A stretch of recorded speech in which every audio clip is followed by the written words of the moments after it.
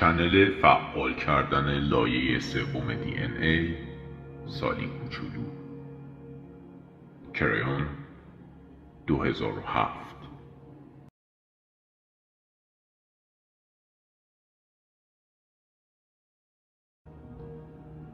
داستان سالی کوچولو داستانی متفاوت.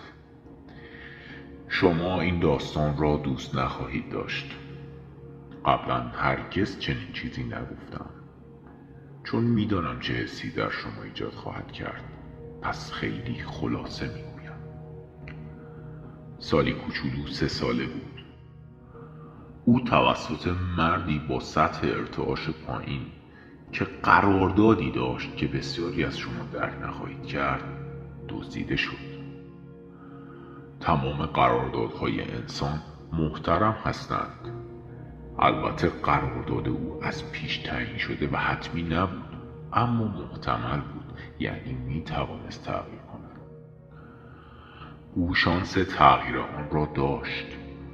او سالی را دید و جهت ارضای تمایلات جنسی خود او را دزدید.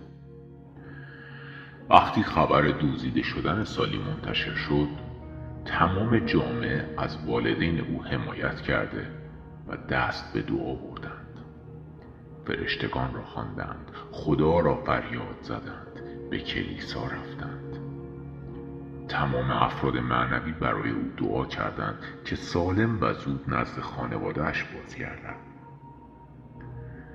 از فرشتگان خواستند با او باشد و به او کمک کند. اقوام و دوستان خانواده آمدند و دعا کردند و در غم آنها شریک شدند.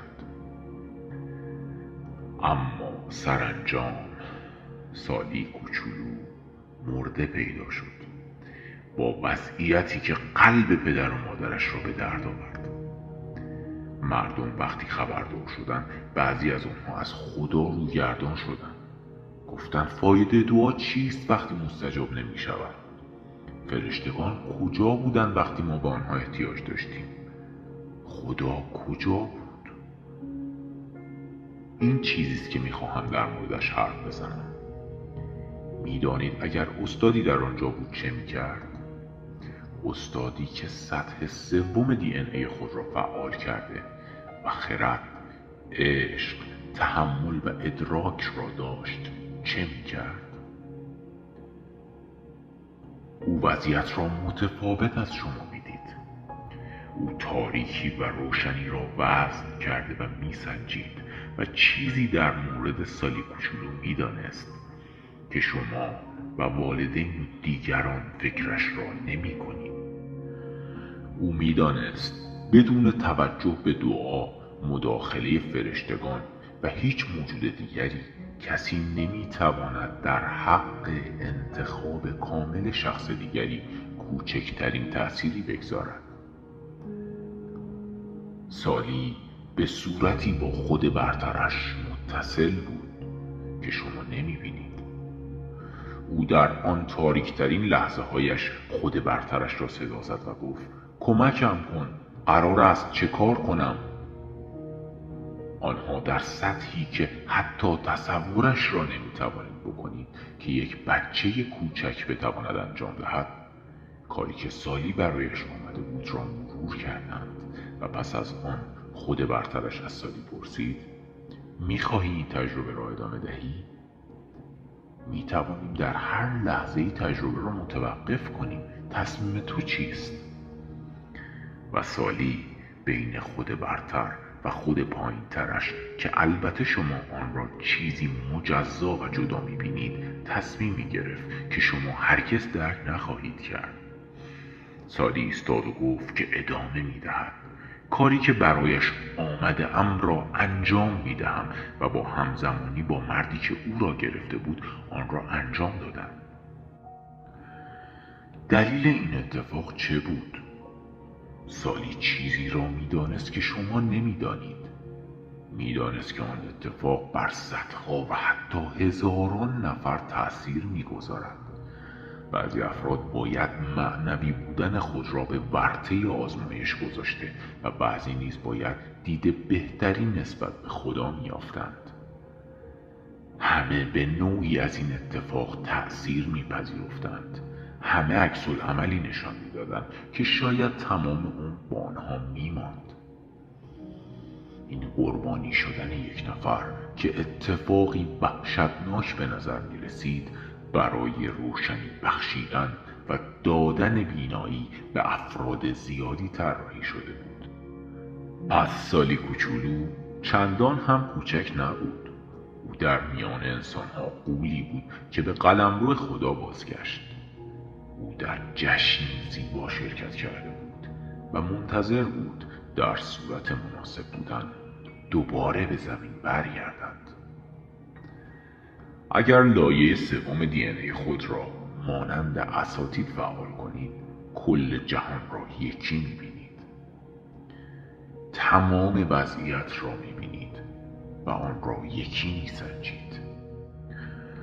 البته استاد هم مانند یک انسان معمولی همراه با مردم گریه می‌کند، اما کل ماجرا را می‌بیند. او می‌داند که هر مرگ سخت کودکی بیشتر برای بازماندگان او درس عظیمی دارد تا برای خود بچه. او جواب چراها را می‌داند و آنچه در آسمان‌ها در جریان است را جشن می‌گیرد. واقعاً چه اتفاقی افتاد؟ انرژی خود برتر سالی بر روی تمام انرژی های دیگر حاکمیت غلبه کرد.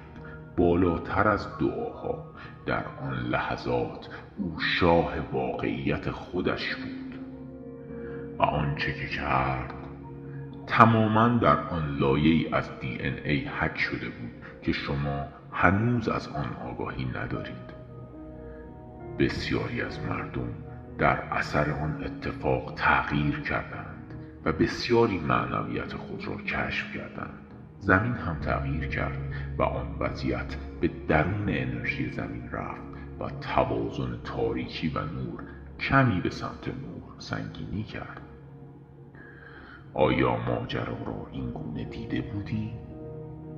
یا آنچه دیده بودی این بود که به تاریکی زمین افزوده شده است؟ حالا متوجه می شوید خرد الهی چیست و آن چگونه است؟ آن فراتر از درک انسان است، اما اساتید آن را می دانند. گاهی آنچه را که دردناکترین و سختترین چیز می دانی کاری برای تغییر هستند.